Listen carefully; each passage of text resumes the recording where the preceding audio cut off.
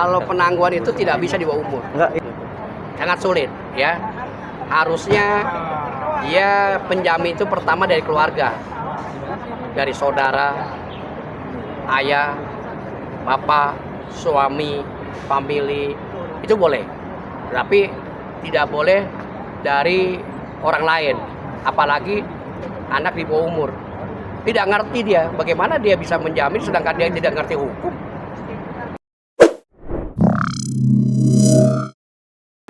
Begini, suatu rekaman itu kalau ketika rekaman itu tidak dipotong-potong ya, secara original ya, apa yang diucapkan itu semua seutuhnya ya, maka itu bisa dijadikan alat bukti. Tapi kan rekaman ini kan kadang-kadang bisa diedit, bisa disimpangkan, bisa dipotong-potong sehingga narasi-narasi terhadap video itu maupun rekaman itu bisa dilakukan sepotong-sepotong. Nah, kalau dia utuh itu bisa dijadikan alat bukti dalam melakukan sepak terjangnya perbuatan itu. Oke? Oke. Dan itu harus dicek dulu nggak oleh ahlinya? Ya, memang itu harus ahli tentang IT ya, maupun telematika ya, sehingga bahwa ini bisa benar-benar utuh nggak rekaman dan suaranya percakapan itu pada detik-detik yang dilakukan oleh pihak kedua belah pihak dengan rekaman-rekaman itu. Bang, untuk penangguhan penahanan sendiri seperti apa bang mekanismenya bang? Karena kan anaknya juga akan menjamin nih untuk menangguh penahanan sini kita menjamin itu seperti apa? Setiap orang dalam berperkara hukumnya wajib untuk melakukan penangguhan. Dia boleh memohon, boleh juga mengajukan, tidak pernah dilarang oleh institusi manapun. Tetapi dengan ada satu syarat-syarat yang ditentukan, syarat itu sebagai ketentuan yang akibatnya tidak merugikan kepada pihak orang lain. Nah, sehingga bahwa penangguhan itu dapat dilaksanakan apabila ada syarat yang telah diminta ketentuan tersebut, maka terjadilah itu penangguhan tersebut, gitu loh. Tapi penangguhan ini juga artinya untuk melaksanakan itu dengan ketentuan apa yang sesuai dengan undang-undang, yang disebutnya adalah RJ, Extradition Justice. Itu punya hak, tetapi di dalam Extradition Justice itu punya syarat-syarat yang ditentukan oleh pihak pelapor. Karena pelapor ini kan permintaannya kan ya pasti pertama adalah dia meminta nama baiknya, kedua atas kerugian dirinya dia sendiri, jumlah nilainya tinggal dibicarakan dengan baik-baik. Apa yang dijadikan suatu alat buktinya itu bisa dijadikan suatu sebagai jaminan. Ya, kalau jaminan terhadap orang semua boleh-boleh saja, tidak masalah. Tetapi syarat itu ada syarat yang tertentu untuk bisa melakukan extradition justice. Gitu. Oke? Kalau yang meminta penangguhan ini di bawah umur gimana, Bang? Kalau penangguhan itu tidak bisa di bawah umur. Enggak, ya yang minta gitu, mungkin anaknya tapi masih di bawah umur gitu. Tidak cakap. Penjamin. Ya, penjamin. Penjamin itu mesti orang dewasa. Yang dianggap bahwa penjamin itu adalah orang yang mengerti tentang atas yang dilakukan oleh pihak tersangka. Jadi misalnya orang dewasa lah ya, kalau anak di bawah umur tidak bisa, agak sulit karena dia tidak cakap hukum, ya seperti itu. Berarti dalam kasus ini kecil kemungkinan ya kalau Nikita tuh bisa ditangguhkan atas permintaan anaknya untuk ditangguhkan. Sangat sulit ya. Harusnya dia penjamin itu pertama dari keluarga, dari saudara, ayah, bapak, suami, family, itu boleh. Tapi tidak boleh dari orang lain, apalagi anak di bawah umur. Tidak ngerti dia, bagaimana dia bisa menjamin sedangkan dia tidak ngerti hukum. Nah, apa yang terjadi? Nggak akan bisa dilaksanakan seperti itu. Melihat tingkat kejahatan apa yang dilakukan juga itu gak, Bang?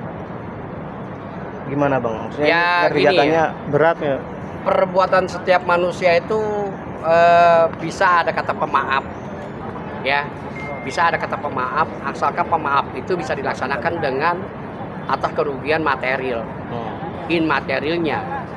Nah itu, apa material yang material bisa mengganti kerugian sejumlah apa yang dilakukan oleh pihak pelapor kepada pelapor. Nah kemudian bisa nggak dimintakan pertanggungjawaban nama baiknya secara langsung, apakah itu melalui surat pernyataan, apakah itu melalui media sosial, seperti itu. Bang, Ya. ini kan dugaan pemerasan 4M nih, uang udah masuk.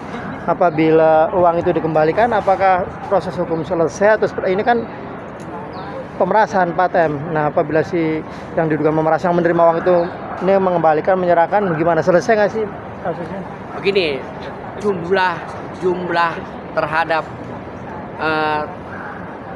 telapor atas perbuatan si pihak telapor itu, jumlahnya ini kan harus lihat bagaimana dan apakah sejumlah perbuatan telapor itu kepada pelapor itu ketika saat terjadinya seperti saat ini bisa dikembalikan uang itu, mau terima nggak, atau terima itu bagaimana dengan syaratnya, seperti itu aja kan, udah proses hukum ya, seperti itu.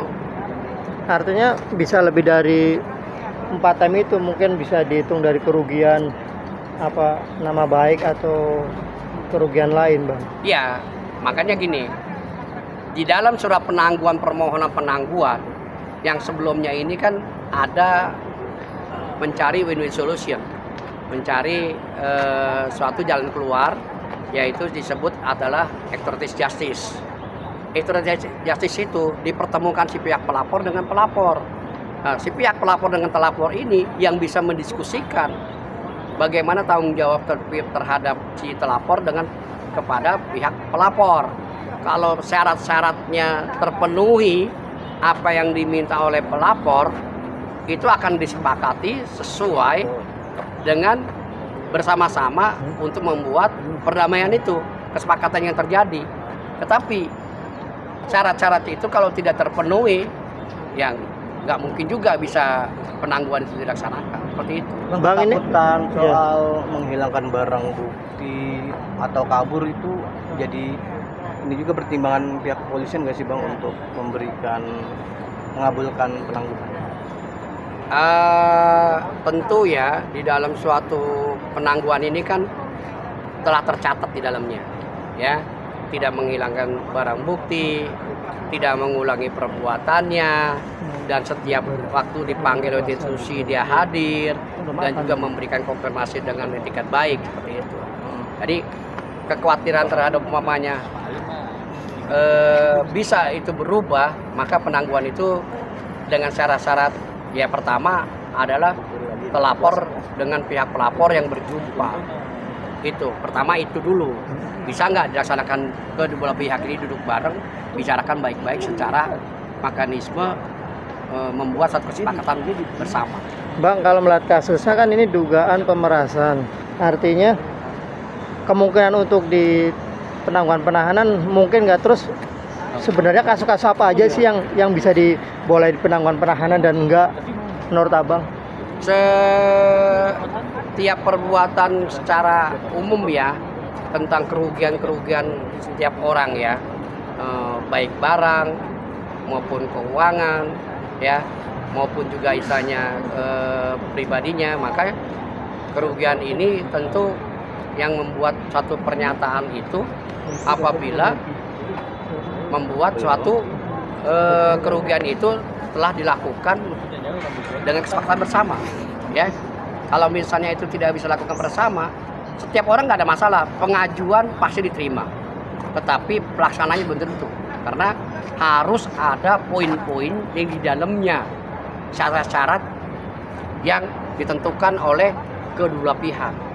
Setiap orang boleh ngajuin, nggak ada masalah, tetapi dilihat juga bentuk tentang pasal-pasal dan perbuatan-perbuatan itu, apakah nanti tiba-tiba ini jadi dampak kepada siapa, kemudian juga ini kalau umpamanya dikabulkan menjadi masalah besar gitu loh. Jadi Restoratif justice ini diperbolehkan, ya, kapan saja dan waktunya kapan saja, nggak ada masalah. Yang penting restoratif justice-nya adalah suatu adalah kesepakatan bersama, itu yang penting. Bang, sebagai praktisi hukum, abang itu setuju nggak sih ketika seorang tersangka artinya belum dapat putusan dari pengadilan bahwa dia bersalah atau tidak, tapi dia udah ditahan tuh selama 20 hari.